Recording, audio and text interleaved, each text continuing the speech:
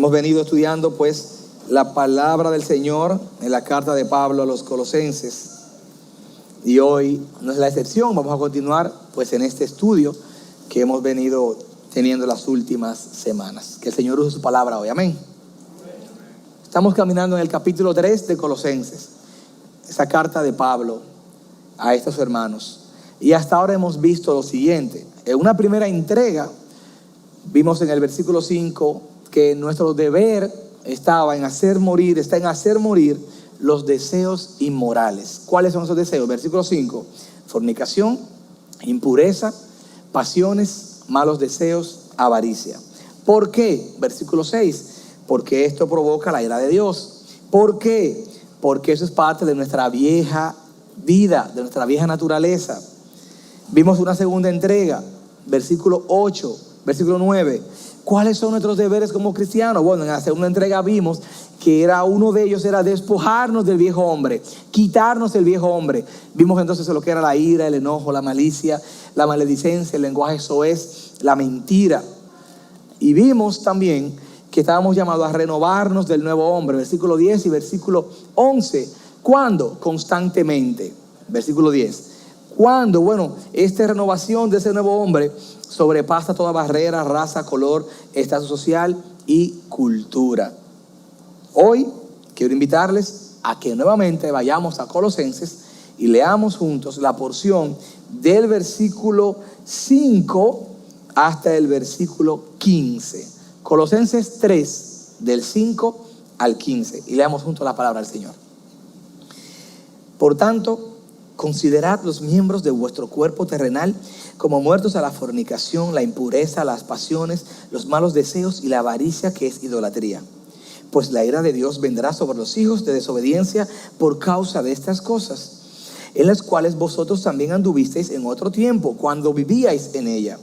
Pero ahora desechad también vosotros todas estas cosas: ira, enojo, malicia, maledicencia, lenguaje soez de vuestra boca. No mintáis los unos a los otros, puesto que habéis desechado al viejo hombre con sus malos hábitos, y os habéis vestidos del nuevo hombre, el cual se va renovando hacia un verdadero conocimiento conforme a la imagen de aquel que lo creó. Versículo 11. Una renovación en la cual no hay distinción entre griego y judío, circunciso e incircunciso, bárbaro, escita, esclavo o libre, sino que Cristo es todo y en todo. Y hoy estaremos estudiando la porción del 12 al 15, la cual leemos juntos ahora. Entonces, versículo 12, como escogidos de Dios, santos y amados, revestidos de tierna compasión, bondad, humildad, mansedumbre y paciencia, soportándoos unos a otros y perdonándoos unos a otros si alguno tiene queja contra otro. Como Cristo os perdonó, así también hacedlo vosotros. Y sobre todas estas cosas, vestidos de amor, que es el vínculo de la unidad, y que la paz de Cristo reine en vuestros corazones, a la cual fuisteis verdaderamente llamados en un solo cuerpo, y sed agradecidos. El Señor bendiga su palabra. Padre celestial, una vez más imploro tu sabiduría. Te suplico, Señor, que sea con nosotros como iglesia, y que a pesar de mis debilidades, de mis faltas, tu gracia se manifieste hablando a la congregación. Perdónanos, Señor, y gracias por esta oportunidad. En nombre de Cristo Jesús. Amén. En diversas partes del capítulo 3, el apóstol nos trae la reafirmación del acontecimiento más importante que ha sucedido en nuestra vida. ¿Cuál? La conversión a Cristo. Es lo más importante que ha pasado en nuestra vida. Después de eso, usted puede poner el día que usted se casó, el día que nació su hijo, pero el día que vinimos a Cristo, como dice ese viejo himno, hubo un cambio cuando a Cristo conocí. Hubo un cambio cuando a Cristo conocí, y las cosas que yo hacía ya no las hago más. Hay un antes y un después de Cristo. En el versículo 1 él dijo: si pues habéis resucitado con Cristo. En el versículo 8 dijo: como anduvisteis en otro tiempo, cuando vivíais en ella, pero ahora, más ahora, hablando acerca de que estamos en Cristo. Y ahora en el versículo 12, que usted tiene su Biblia abierta, ahí en Colosenses capítulo 3, él comienza diciendo: entonces, como escogidos de Dios, santos y amados. Pablo nos da 3 nuevos calificativos, 3 nuevos nombres: escogidos de Dios, santos y amados. Es la nueva forma que Él usará para llamarnos hijos de Dios. Como lo dijo en el versículo 1, ahora resucitaron con Cristo. Versículo 12, y ahora como escogidos de Dios, santos y amados. ¿Qué significan esas 3 palabras? Escogidos de Dios está recordándonos que el crédito de la salvación es de Dios. El crédito de la salvación es de Dios. Él tomó la iniciativa, Él nos eligió, Él tomó la decisión. Esta escogencia es el resultado del amor gratuito de Dios desde su libre y soberana iniciativa. Usted está en la góndola del supermercado y usted ve esa naranjita tan bonita que venden ahí siempre, que me gustan mucho esa, y usted tiene la libertad de elegir la que usted quiera. Es literalmente lo que Dios hizo con nosotros. Dios nos vio y dijo: te llamo a ti, te escojo. Dios, Pablo nos dice: ahora entonces, como escogidos de Dios, fue Dios que nos escogió. Y usted va ahí en la góndola y toma una naranja y la mira y no le gustó y toma otra. Usted tuvo la libertad de elegir la naranja que usted quisiera elegir. Dios se tomó la libertad en su gracia de escoger a quien Él quiso. Oramos para que Él siga escogiendo a aquellos que alrededor de nosotros aún no han venido a su camino. Y hablamos de Él a otros para que vengan a sus caminos. Pero le damos gracias porque nos escogió para salvación. Agradecidos estamos nosotros. Romanos capítulo 8, versículo 33. El mismo apóstol Pablo preguntó: ¿quién acusará a los escogidos del Señor? O sea, en múltiples ocasiones en el Nuevo Testamento, Pablo utiliza la frase escogidos de Dios para definirnos a nosotros. Primero los Corintios 1:27, sino que Dios ha escogido lo necio del mundo para avergonzar a los sabios. Y Dios ha escogido lo débil del mundo para avergonzar a lo que es fuerte. Hermano, no asocien el título de escogido de Dios con un equipo de pelota dominicano, ¿ok? No lo asocien. Mucha gente dice que ese equipo es el único equipo bíblico que hay en este país. Pero es otro tema, está bien. Dios nos escogió. Y Pablo aquí nos llama escogidos de Dios. Pero Pablo también nos llama santos. Santos. No solamente Dios tomó la iniciativa de elegirnos, sino también de separarnos. Santo no significa esto. No. Santo textualmente significa apartado. Algo que se apartó con un propósito. Volviendo a la ilustración de las naranjas de la góndola, usted elige su naranja con un propósito: hacer un buen jugo de naranja o hacer unas chuletas anaranjadas. A esta hora es incómodo hablar de esa cosa, ¿verdad? Pero el Señor nos apartó con un propósito. No es simplemente que nos salvó y que ya no. Al decirnos santos, está recordando que esa elección de Dios fue para cumplir un propósito, fue ponernos aparte, separarnos para. Versículo 4 de Efesios 1 dice: según nos escogió, vuelve a usar la palabra escogidos en el Efesios capítulo 1 versículo 4, antes de la fundación del mundo. ¿Para qué? Para que fuésemos santos, separados, sin manchas delante de Él. Primera de Pedro 2:9. Pero vosotros sois linaje escogidos. Volvió a usar la palabra que Dios fue quien nos escogió. Pero dice Pedro: real sacerdocio, nación santa, nación apartada. ¿Para qué? Dice el apóstol. Nos llamó de las tinieblas a la luz para anunciar las virtudes de aquel que nos llamó a su luz admirable. Nos llamó entonces escogidos de Dios, santos. Y nos llama también amados. Amados. Tengo que reconocer que esa palabrita me gusta.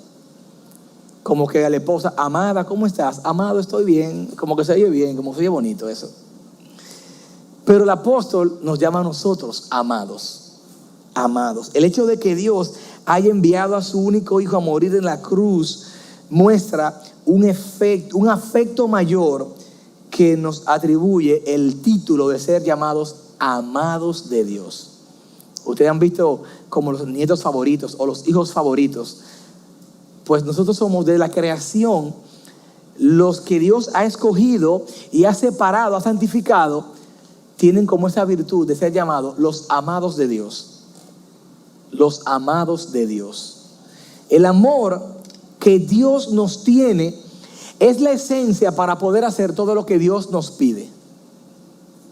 El amor que Dios nos tiene es la esencia para nosotros responder a Él haciendo lo que Él nos pide. Hay una canción hermosísima de Marcos Vidal que dice: oh, qué amor, inmenso amor, inagotable, no tiene fin, que aun sufriendo y agotado, despreciado y al morir, rescataste a multitudes y a mí.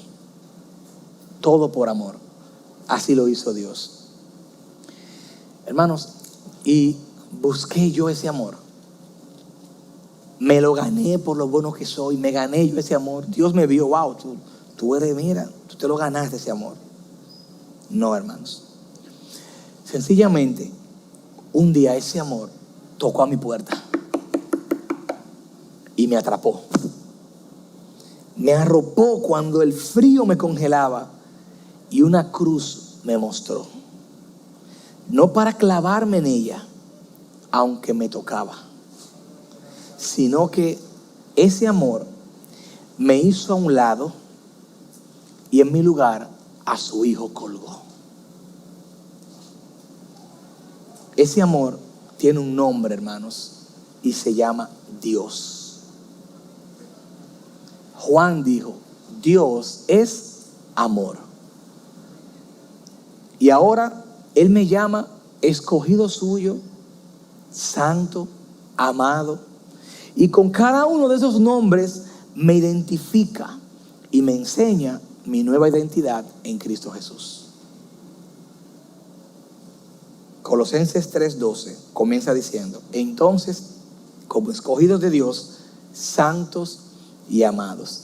Y al haber explicado esto, sabiendo a quienes le estamos hablando, a los escogidos, a los santos y a los amados, tomando en cuenta que en el versículo 10 Él dijo: vístanse de ese nuevo hombre, y en el versículo 8, después de habernos dicho escogidos de Dios, santos y amados, continúa diciendo: revístanse. ¿A quiénes? A los escogidos, a los santos y a los amados. Revístanse. Literalmente está mandando a recubrir, es llegar a estar adicionalmente vestido. Oye, qué bien te queda esa chaqueta, pero la chaqueta no es la vestimenta. La chaqueta es como una cubierta a la vestimenta. Qué bien te queda esa suera, qué bien te queda esa bufanda. Son adornos de vestimentas. Es como revestirse. Es lo que está diciendo el apóstol aquí. Versículo 10, pónganse la ropa, vístanse. Versículo 12, revístanse, colóquense, pónganse. Pero ¿revestirse de qué? Versículo 12, de las cualidades que debemos lucir nosotros como parte de nuestras vestimentas como nueva criatura en Cristo. ¿Cuáles son esas cualidades? Vamos a la Biblia. Colosenses 3, versículo 12. Manténgalo abierto y léalo conmigo. De tierna compasión. ¿Cuál más, iglesia? Bondad. ¿Cuál más? Humildad, mansedumbre, paciencia. Versículo 13. Soportándoos unos a otros. ¿Y qué más, iglesia? Y perdonándoos unos a otros. Si alguno tiene queja contra otro, como Cristo os perdonó, así también hacedlo vosotros. Ahí están las nuevas cualidades o los nuevos deberes que hoy vamos a estar viendo. Vamos a detallarlo un poco más. Tierna compasión. Es el mismo verbo que utilizó Mateo 4:14 cuando Cristo dice: y al ver las multitudes tuvo compasión de ellas porque las vio como ovejas que no tienen pastor. ¿Recuerdan ese pasaje? El pastor Otto predicó hace un tiempo sobre ese pasaje. Y es literalmente lo que significa es tierna compasión que se le remueven las entrañas. Literalmente es eso, una sensación de compasión profunda, algo que va desde lo más íntimo del ser, profunda conciencia y compasión por el sufrimiento del otro. La tierna compasión se va perdiendo en la medida que nuestras conciencias van perdiendo la sensibilidad. Vemos tantas películas de violencia, se habla tanto de muerte, Ya cualquiera, mira, ahí murieron 50, ahí murieron 60, ahí murieron 80, como que uno no lo ve como que, wow. Oye, mira esa persona sufriendo, wow, pero como que se queda así.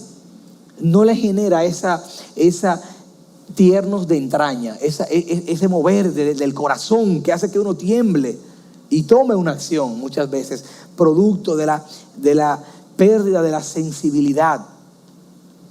Aquí el apóstol nos dice, ya que están vestidos con el nuevo hombre, revístanse, colóquense tierna compasión. Y también dice bondad, versículo 12. Esto comunica la idea de bueno, beneficioso, favorable, correcto. El creyente debe dar fruto de bondad. En Efesios 5:9 el apóstol dijo, porque el fruto de la luz consiste en toda bondad, justicia y verdad. Los cristianos, nosotros los creyentes, estamos llamados a ser bondadosos, a ser gente bondadosa. Efesios 4:32, sed más amables unos con otros, sed misericordioso. El creyente debe dar fruto del Espíritu. Y uno de los frutos del Espíritu es, ¿cuál? Amor, gozo, paz, paciencia, bondad. Y sigue otros frutos también. La bondad es un adorno que tenemos que tener puesto en este revestir como cristianos, cada uno de nosotros. Otro fruto, la humildad. La humildad. Versículo 12 sigue ahí mismo en la lista. Aquella actitud que reconoce el propio lugar bajo la condición de criatura de Dios, opuesta a la presunción y al orgullo. La humildad es lo contrario a el orgullo. La humildad es lo contrario a la presunción. Es la persona que se coloca a sí mismo en una actitud de no exigir merecimientos que le corresponden o que renuncia a ellos por amor a otra persona. Y este es la médula de la mayoría de nuestros problemas. Exigir lo que yo le llamo, o lo que la gente le llama, o lo que le llamamos nuestros derechos. ¿Quién tiene la razón? ¿Quién ganó? Todo comienza aquí. Repito la definición, es la persona que se coloca a sí misma en una actitud de no exigir los merecimientos que le corresponden o que renuncia a ellos por amor a otra persona. El pastor Dos Sánchez en una ocasión trajo aquí una definición de humildad que a mí se me quedó plasmada en el corazón. Y él decía, es callar todo mérito propio y dejar que sea otro si quiere que lo reconozca. Es callar todo mérito propio y dejar que sea otro si quiere que lo reconozca. Y el mundo que vivimos hoy en día no nos estimula a callar los méritos propios. ¿Para qué son las redes sociales? Para figurear. ¿Para figurear el qué? Todo. ¿De qué todo? Desde la uña de las hermanas, hasta el sancocho en la mesa, hasta la salida con el esposo, hasta la cena. Le tiran fotos al cubierto, al plato, al hamburger, a todo. O sea, todo lo que se entienda que se deba publicar, que lo sepa el mundo. No hay un espacio íntimo. Es callar todo mérito propio. Y a veces decimos, aquí es una salida con mi esposa para la gloria de Dios. Por favor. Hermanos, Dios atiende a los humildes. Dios atiende a los humildes. Lo repito, iglesia. La humildad en el mundo quizás no tenga precio, pero en el reino del cielo sí. Dios atiende a los humildes. Dios exalta a los humildes. Y Cristo es nuestro mayor ejemplo de humildad. Si hay una de las vestimentas que Pablo nos manda a ponernos, una que maldiga mi corazón, es la humildad. Es reconocer cada día más que todo mérito es del Señor, por el Señor y para el Señor. Yo no sé cuál de ellas toca más tu corazón, cuál de ellas te hace llamar la atención internamente. Pero fíjate si la humildad tiene premio, que Pablo nos presenta el ejemplo de Cristo en Filipenses capítulo 2, versículo 5 al versículo 11. Y este pasaje es muy significativo porque dice: hayan ustedes en nosotros la misma actitud que hubo también en Cristo. ¿Cuál fue esta actitud? Bueno, el cual, siendo en forma de Dios, no consideró el ser igual a Dios como algo que aferrarse, sino que se despojó a sí mismo, tomando forma de siervo, haciéndose semejante a los hombres, y hallándose en la forma de hombre, se humilló a sí mismo, haciéndose obediente hasta la muerte, y muerte de cruz. No vemos en Cristo: yo soy el Hijo de Dios, que llegó Cristo a un sitio, llegó el Hijo de Dios, ¿tú estás sentado todavía? Usted está en problema. Usted no sabe que yo soy el Mesías, el Hijo de Dios. Hay una película dominicana de las viejas, que hay una escena en la cual hay una persona hablando acerca de la ira de Cristo, si se puede decir así. Cuando llegó a la casa, lo de los cambistas, decía: pero no dan galleta y patada a los hijos de estos militares. ¿Qué va a hacer Cristo, que era el Hijo de Dios? Él llegó volteando mesas y haciendo reperpero. Entonces, no, Cristo no lo hizo por eso. Pero el ejemplo que vemos en aquellos que tienen poder sí es ese: es poner una insignia en su vehículo para que le den participación o apertura, porque él es hijo de fulano de tal, o es tener un número de teléfono en el celular para cuando pase el problema él sabe a quién llamar, porque él es hijo, primo o conoce a fulano de tal. Eso no es lo que vemos en el ejemplo de Cristo, el cual, dice Pablo, siendo en forma de Dios, no estimó el ser igual a Dios como algo a que aferrarse. Cristo era Dios, y él sí tenía para repartir y no lo hizo. Versículo 9. Por lo cual Dios también le exaltó hasta lo sumo y le confirió el nombre que es sobre todo nombre, para que en el nombre de Jesús se doble toda rodilla de lo que están en los cielos, en la tierra y debajo de la tierra, y toda lengua confiese que Jesucristo es el Señor, para gloria de Dios. Esa humildad de Cristo, Dios la exaltó. La humildad sí tiene premio en la eternidad. En el mundo te pueden decir sobrenombres peyorativos y denigrantes. Mira, en el reino de los cielos, Dios te va a aplaudir por ejercitar la humildad. Y eso comenzamos a hacerlo aquí. Otra virtud que el apóstol nos menciona es la mansedumbre. Estamos ahí en el versículo 12 todavía. Él menciona, ya hemos visto, la tierna compasión, la bondad, la humildad, la mansedumbre. Es aquella serenidad de espíritu pacífica y humilde, en virtud de la cual el hombre no se deja arrebatar por la cólera que le provocan las faltas y el enojo de los demás. Vamos a sentir cólera por acciones de otros alrededor de nosotros todos los días. Todos los días. En el tránsito de la República Dominicana, aquellos emisarios en dos ruedas que tenemos constantemente, o situaciones que van a pasar alrededor de nosotros, que nos van a levantar en ira, en cólera. El apóstol dice: revístanse de mansedumbre, revístanse de mansedumbre. Pero tú, oh hombre de Dios, Tito 6:11, huye de estas cosas y sigue la justicia, la piedad, la fe, el amor, la perseverancia, la amabilidad. Son adornos, hermanos, que se nos presenta. La mansedumbre es una gracia de Dios adquirida aún por muchos hombres y mujeres de mecha corta. Yo no sé cómo es su personalidad, yo conozco la mía. Pero dice aquí la palabra del Señor que esta virtud está disponible aún para los de mecha corta. Vemos ejemplo en la Biblia de ¿quién? De Moisés, que en una defensa de un ciudadano mató a un soldado. A Pedro, que le sobra ejemplo de mecha corta. Al mismo Pablo, que era un carnicero, perseguidor de la iglesia. Vemos ejemplos en la Biblia de hombres que adquirieron esa mansedumbre y está al alcance de cada uno de nosotros todavía. Tenemos que revestirnos de mansedumbre.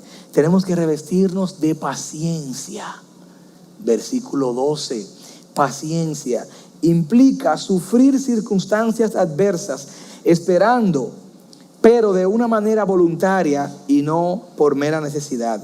Hay muchas exhortaciones a los cristianos en el ejercicio de esta virtud, a fin de que el creyente pueda soportar sin murmuración aquellas pruebas ordenadas por el Señor. A veces estamos pasando por el sedazo y Dios está trabajando con nosotros.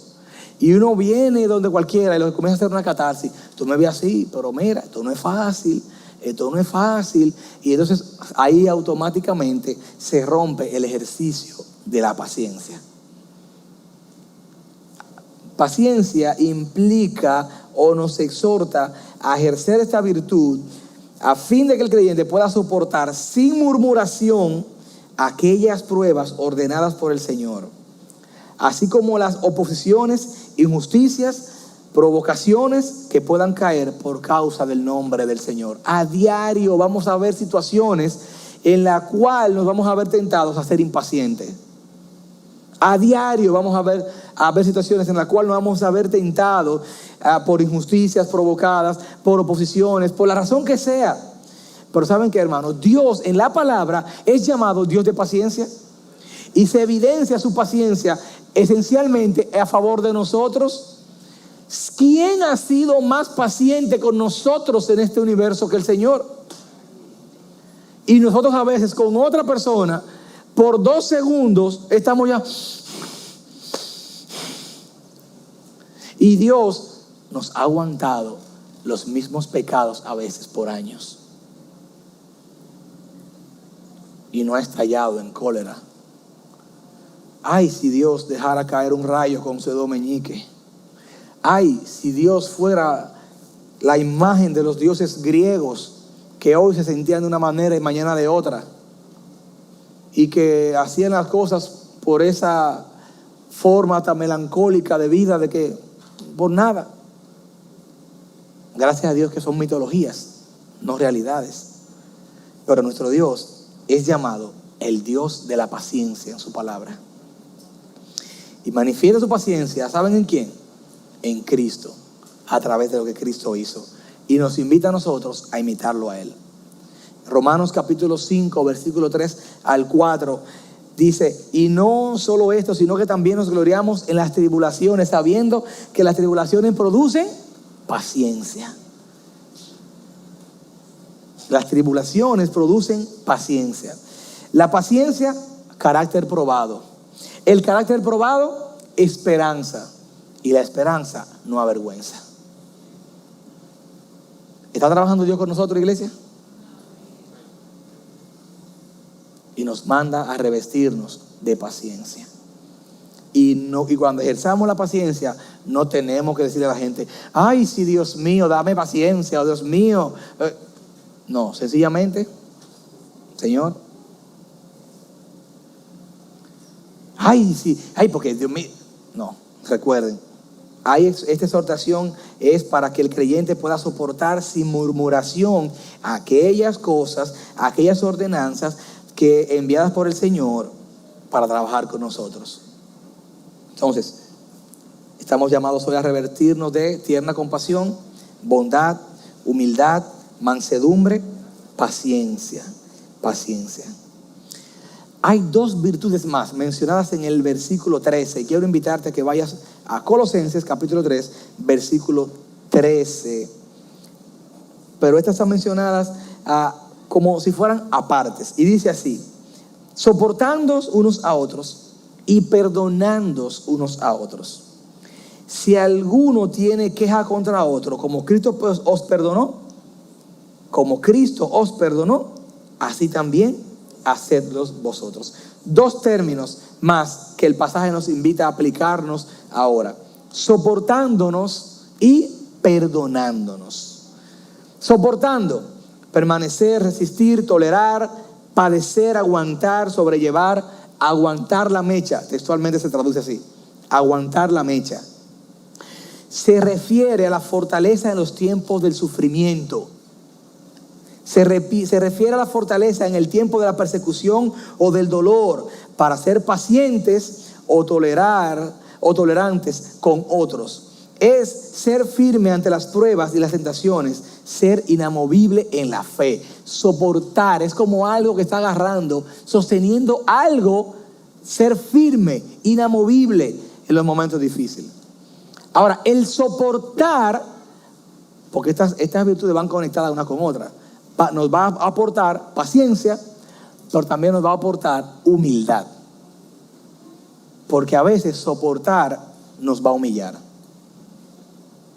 A veces soportar nos va a humillar. Hay una conexión entre soportar y humillarse. Cristo soportó y se humilló. Nosotros no siempre estamos dispuestos a soportar por no humillarnos.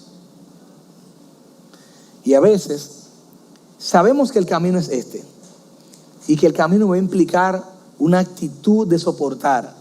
Pero al soportar va a quedar evidenciado algo de mí ante otro hermano, ante la iglesia, ante un familiar, y eso me va a humillar. Entonces eso va a herir mi ego. Hermanos, ¿cuántas separaciones, rupturas, discusiones han sucedido? Todo por no soportar. Porque yo sé que si camino por aquí, debo soportar, pero si lo hago, me voy a humillar. Entonces yo prefiero irme del lado contrario para no humillarme, porque la gente dice, yo no le aguanto eso a nadie. A nadie le aguanto yo eso. Si es la universidad, ningún profesor, ni mi papá, porque siempre mencionan a los papás, no sé por qué, ni mi mamá, tal cosa. Yo no le soporto eso, mira, yo tengo mi dignidad. Todo eso es un comentario de orgullo. Ciertamente hay una dignidad. Ciertamente Dios nos ha dado una dignidad. Pero tenemos que evaluar cuál es la razón por la cual nos resistimos a soportar. Porque si es para evitar la humillación que nos puede hacer bien al alma, entonces no es la motivación correcta. Le voy a hacer una anécdota un poco chistosa que se la hice hace tiempo, pero se la voy a repetir. Hombre enamorado, yo joven, Parque Independencia, una tarde salgo de la universidad y voy a tomar mi guagüita y camino a mi casa y veo a la señora vendiendo flores. No era mi estilo, me costaba en el carácter llegar con el ramo de flores, usted sabe, no me salía tan natural, pero ese día la musa estaba en mi cabeza y del poco presupuesto que tenía, compré flores, me monto en mi guagüita y todo el mundo, echa, y yo que no estoy en el tema de las flores, y comienza el dominicano, esa mujer tiene que estar muy contenta contigo porque los hombres no llevan flores ahora, mira, esa mujer tiene que querer mucho, y yo, Dios, con mis flores. Yo que llegue, yo cerré los ojos como que me dio sueño que llegue la guagua, Señor. Me deja el vehículo y me quedan como 7 esquinas para caminar. Y todo el mundo en la calle, ¡ey, con la florecita! Yo andaba con las flores como un llavero, era así, era. Que yo quería que nadie viera que yo tenía flores ese día. Llegaron unas hojitas y eso. Pero lo hago de forma de chiste para que entendamos una manera jocosa de soportar algo que generó resultados, 11 años de matrimonio y 2 muchachos. O sea, así que a los jóvenes resistan y soporten, que sí se puede. Hay separaciones, rupturas, discusiones, todo por no soportar. Soportar implica llevar una carga. El tema es que nos negamos muchas veces, no por la carga, sino por lo humillante que puede ser para nuestro ego. Y ese es el punto de medida. Si yo estoy resistiendo a soportar verdaderamente por dignidad o por ego, por orgullo. Esa es la vara de medida, esa es la pared.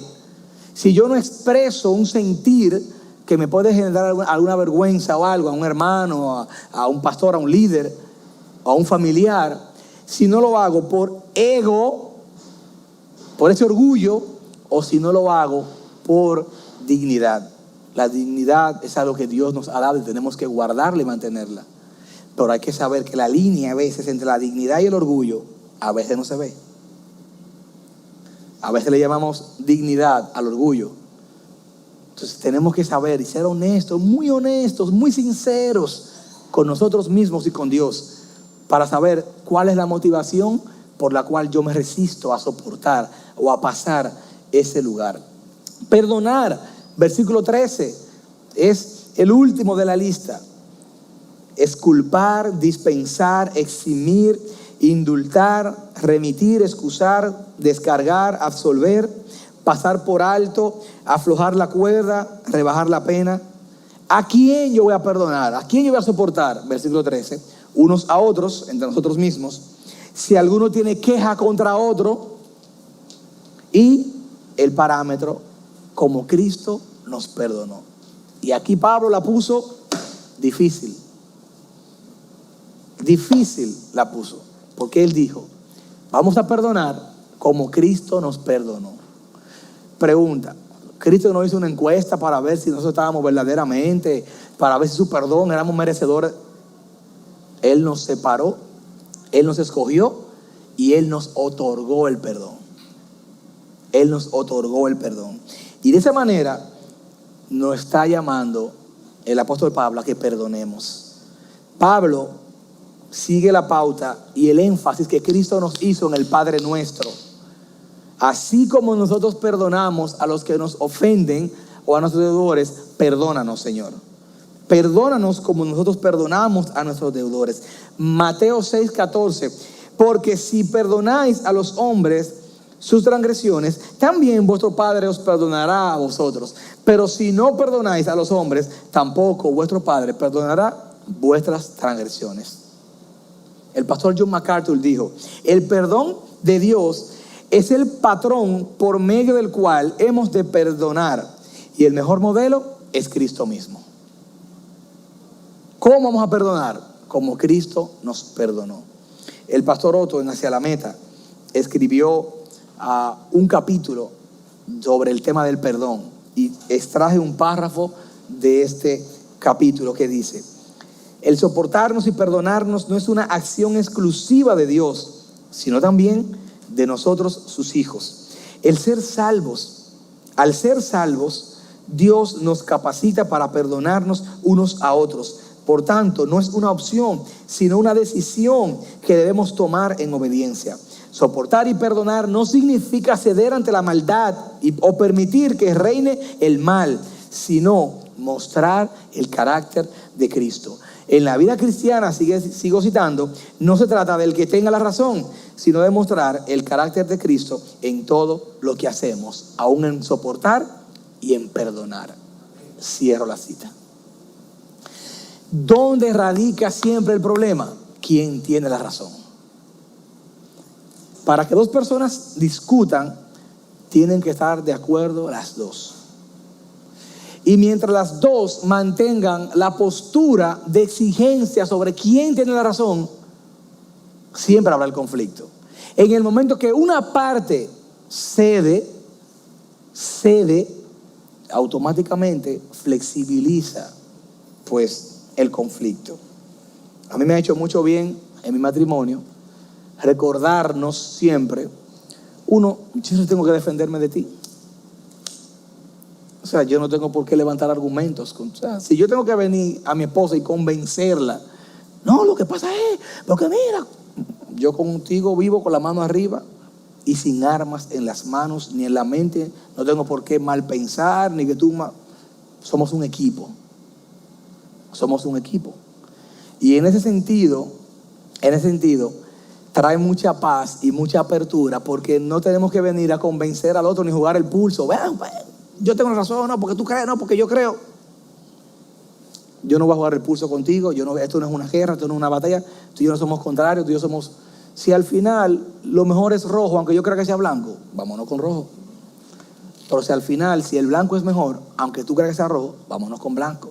Al final vamos a buscar el bien común.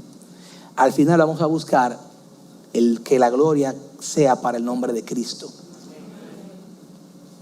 Al final, si mi forma no trae más gloria al nombre de Cristo que la tuya, pues vamos a glorificar a Dios en la manera, porque al final los dos queremos glorificar el nombre de Cristo. Hermanos, este es un punto importante, porque esta es la raíz de muchos problemas. Y esta es la raíz del día a día de nosotros. Esta es la raíz del día a día de nosotros. Dos personas se levantan en la calle y por un acto colérico que uno le rozó el vehículo al otro, el otro se levanta sin hablar, sin preguntar, saca un arma el otro saca un cuchillo y quién sabe lo que pueda pasar. Porque hubo un roce, por una pintura, por un asunto. O sea, tiene mucho que ver esto con nuestro día a día.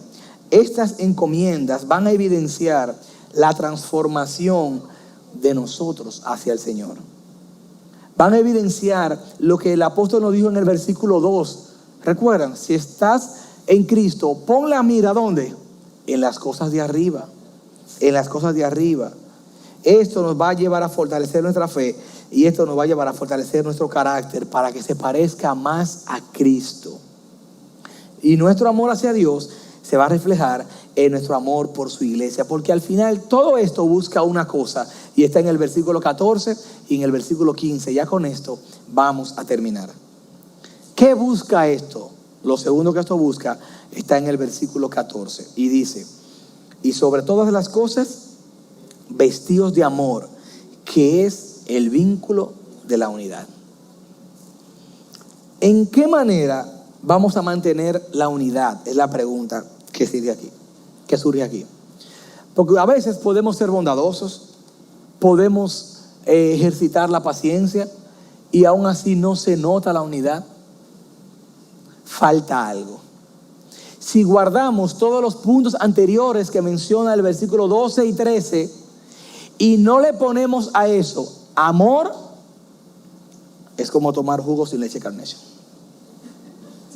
Eso no funciona. Versículo 10: vestíos del nuevo hombre. Y póngale todo lo que hemos visto: bondad, amor, paciencia, todo lo que hemos visto. Pero el amor es el botón que cierra esa vestidura. ¿Ya? ¿Se entendió?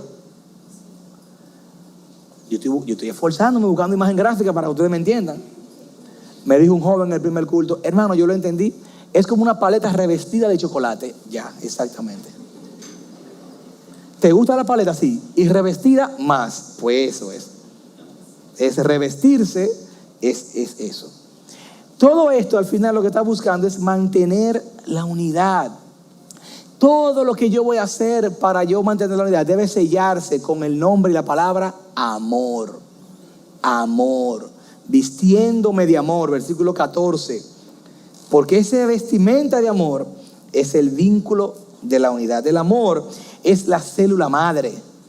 El amor es el ligamento, es la grasa perfecta que corona y da valor a todas las demás virtudes.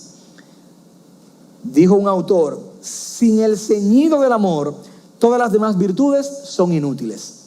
Usted puede ser bondadoso, puede ser tierno, puede ser otra cosa, pero si no lo hace con el amor, no funciona. Corintios 13:13, un pasaje muy conocido por todos nosotros. Ahora permanece la fe, la esperanza y el amor, pero el mayor de ellos es el amor. Es el amor. Hermano, la próxima vez que usted perciba o huela un conflicto o huela lo que pueda irrumpir la paz, o usted mismo en su matrimonio, en el lugar que se encuentre, recuerde siempre de 1 de Juan 4:11.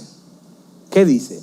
Queridos amigos, puesto que Dios nos ha amado así, también nosotros debemos amarnos mutuamente. Si nos recordásemos siempre de la esencia de que lo que nosotros queremos que se haga con nosotros, ya Dios lo hizo por amor con nosotros, fuéramos más pacientes con los demás, fuéramos más tolerantes con los demás, fuéramos más abiertos con los demás. Y viene y pasa algo, y a mí se me olvida de que Dios tiene ya tantos años aguantándome cosas a mí, y yo quiero explotar sencillamente por algo con otra persona. Cuando nos acordemos, cuando tengamos conflictos, recordemos que el amor es el enlace. Ama a tu prójimo. Ama a tu prójimo. Porque ese amor al prójimo es el vínculo de la paz.